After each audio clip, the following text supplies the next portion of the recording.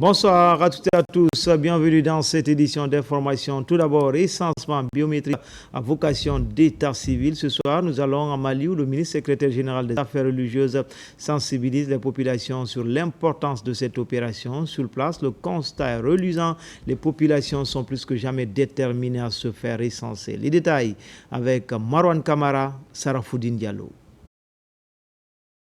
Ici, à Mali-Ndiambereng, dans cette mosquée, le débat est ouvert entre l'émissaire du secrétariat général des affaires religieuses, les leaders religieux et des acteurs de la société civile. Il s'agit de se donner la main pour renforcer la sensibilisation et l'information sur le recensement biométrique. C'est une très bonne initiative de la part du gouvernement guinéen, de la part du chef de l'État, président de la République, le général d'armée Mamadi Doumbouya, de son premier ministre, de penser au recensement de la population guinéenne. En fait, on ne finira jamais de parler des avantages du recensement pour un pays. Donc le recensement est une source nécessaire pour acquérir tout ce que vous pouvez imaginer comme documentation. Cela dérive d'un bon recensement. Et vous savez aussi que le recensement, c'est un moyen extrêmement important de partage équitable des ressources du pays. La participation des acteurs de la société civile et communautés religieuses dans le processus du recensement est l'une des méthodes pour accélérer la transmission des messages aux citoyens de Mali. On a quelques jours avant la fin du recensement. Profitons-en. Au retour dans nos différentes localités respectives, faisons la restitution. S'il faut même porte à porte, pour que tous ceux qui ne sont pas recensés aillent se faire recenser pour leur bonheur et celui de notre préfecture. Je suis très satisfait de la mission du département depuis Conakry, parce que vraiment, le monsieur, il a apporté un plus. Il a apporté un plus à la sensibilisation. Et sur ce, on avait profiter pour regrouper tous les sous-préfets à leur retour dans leur circonscription et vont servir d'éléments de restitution. Les travaux de cette rencontre interactive ont duré pendant quelques heures. Ils permettront aux participants de mieux comprendre comment la foi et la spiritualité peuvent contribuer à ce programme national de recensement administratif à vocation d'état civil, PN-RAVEC. Et puis, non loin à Gawa, les travaux de construction d'un pont sous la Komba sont entamés. La pose de la première pierre de cette infrastructure routière qui va relier cette contrée à la nationale, Koundara-Labé, s'est déroulée récemment. Bientôt la fin du calvaire des usagers de ce tronçon. C'est une initiative des fils ressortissants et résidents de Meignerouré. Younoussa Tawel Kamara, Nabi Kamara. Les villages du Grand Binani dans la préfecture de Gawal seront bientôt reliés à la nationale Labé Koundara sur le fleuve Kumba qui sépare les deux localités. Un pont de 60 mètres de long sur 4 mètres de large est en construction. La pose de la première pierre a eu lieu le 4 mai dernier par les fils du village de Madina Meignerouré, une commune rurale de Touba. Par la grâce de Dieu, les ressortissants de Meignerouré et l'environnement ont dit voilà, il faut vraiment essayer de faire le mieux. Parce que quand vous savez que la population, il est impossible, même si vous avez le moyen, de faire un pont de 60 mètres. Donc, mais il faut montrer la volonté. Et c'est cette volonté que les fils et les filles de Meignerouré viennent de manifester en commençant ce magnifique pont sur le passage de combat qu'on appelle communément Marga, pour relier Meignerouré, Binan et tous les Gawal. Une cérémonie de taille pour celui qui pratique ce tronçon Touba Koundara Labé. Un véritable calvaire dont on a maille à partir. Aujourd'hui, nous procédons à la pose de la première pierre pour la construction du pont de combat. Quand nous parlons de développement, c'est ça, c'est la route. Si vous n'avez pas une route, messieurs, ne parlons pas de développement. Nous remercions les fils de Gawal, nous remercions les fils de Meignerouré ici pour l'effort que vous êtes en train de fournir.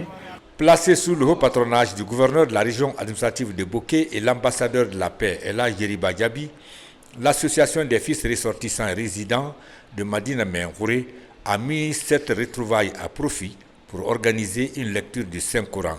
Des prières ont été dites également pour la paix et la réussite de la transition en Guinée sous la présidence du général Mamadi Doumbouya. Ici à Conakry, dans la commune urbaine de Tombolia, l'heure est à la session budgétaire. Pendant cette période, les conseillers communaux vont examiner le budget exercice 2025 et évaluer les dépenses déjà effectuées pour faire face aux attentes des populations à la base. Cette année, il s'équilibre en recettes et en dépenses à plus de 36 000 milliards de francs guinéens. Yaya Silla. Ils sont des conseillers communaux de Tombolia. Après quelques mois de l'année, ils viennent en session ordinaire pour voter le budget de la commune urbaine pour l'année 2025. Le budget a été présenté et qu'il ait fait l'objet d'un vote massif de tous les conseillers présents, à savoir 10 sur 11. Donc à la majorité des conseillers présents, ce budget exercice 2025 a été voté sans heurts. Le budget de la commune urbaine de Tombolia s'élève à 36 milliards 111 millions 630 000 francs guinéens pour l'année 2020. C'est un travail collégial et dans le budget, on a pris compte de tout. L'unité décentralisée est un impératif pour les administrateurs locaux. Elle permet de réaliser les prévisions de développement des collectivités.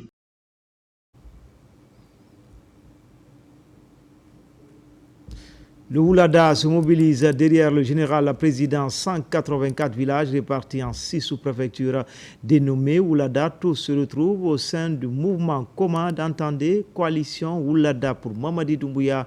L'initiative a été lancée à la faveur d'une conférence de presse. On fait le point tout de suite avec Amadou Touré. Les 184 contrées de Oulada, appellation sociopolitique des localités situées entre les préfectures de Dabola, d'Engiraï et Kouroussa, s'unissent au sein du mouvement Coalition Oulada pour Mamadi Doumbouya Komad. Komad n'est pas un mouvement de division. C'est un trait d'union entre les jeunes de Oulada qui souhaitent apporter une contribution pacifique et concrète aux réformes en cours. Je me reconnais pleinement dans cette vision. La voix de Oulada au cœur du changement, s'unir pour accompagner les réformes du président Mamadi Doumbouya est le thème choisi par les initiateurs de ce mouvement pour le lancement de leurs activités qui s'articulent autour de la consolidation de la paix, de l'unité nationale et de l'enrôlement biométrique. Nous devons aujourd'hui se pencher à une activité qui se passe partout en Guinée. C'est le programme national de recensement à vocation d'état civil. C'est extrêmement important que chacun dans cette salle appelle dans son village, dans son district, pour dire à nos mamans, à nos papas, à nos frères et sœurs de se faire recenser. Offrir un cadre structuré, dynamique et engagé pour mobiliser, sensibiliser et agir en faveur des réformes initiées par le chef de l'État, qui sont porteuses d'espoir pour une Guinée plus juste, plus forte, plus unie. Dans les prochains jours, les membres de ce mouvement comptent descendre sur le terrain dans les 6 sous-préfectures qui comptent le Oulada pour des campagnes de sensibilisation et d'information sur le bien fondé de l'enrôlement biométrique. Enfin, au sud du pays, plus précisément à Nzérékoré, la forêt du 1er au centre des préoccupations en cause la présence massive des chauves-souris dans cette zone boisée située en pleine commune urbaine. C'est dans ce contexte qu'une rencontre d'échange s'est tenue entre autorités locales, élus et services en charge de l'environnement. RTG Nzérékoré, Mohamed Saloupaï, Mohamed Lamine Diallo.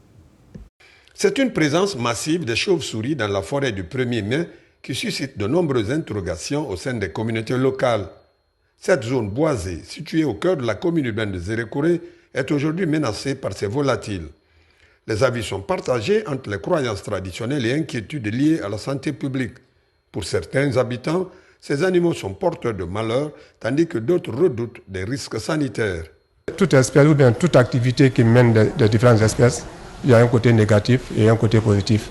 Mais pour le cas présent, d'après les conclusions des experts de Guinée Écologie, ils nous ont fait savoir que ces espèces sont migratrices. Elles se déplacent d'une localité à une autre. Ensuite, si ces espèces étaient réellement porteuses de virus ou bien de maladies, cet état de fait serait déclaré. On aurait appris qu'il y a eu la présence de telle maladie. Face à ces préoccupations, les autorités administratives lancent une campagne de sensibilisation. L'objectif est d'expliquer à la population l'importance écologique des chauves-souris, notamment leur rôle dans la régulation des insectes et la pollinisation. Notre message, c'est pour les dire d'être tranquilles. Le département en charge de l'environnement, à travers ses services techniques, sont en train de mener des démarches à travers des experts pour identifier effectivement le statut sérologique de ces chauves-souris, pour savoir si ces chauves-souris sont porteurs de maladies ou pas. Ces échanges visent à encourager une meilleure cohabitation entre les populations humaines et cette faune indispensable à l'équilibre de l'écosystème. Un message que les responsables environnementaux comptent renforcer à travers des sensibilisations. C'était tout pour les infos. Tout le plaisir a été pour moi de vous servir. L'actualité se poursuit sur le www.rtgguinée.info. Je vous retrouve dans la grande édition de 20h30. À tout à l'heure pour d'autres actualités sur la Guinée, notre paradis, terre de richesse et d'innovation. Inch'Allah.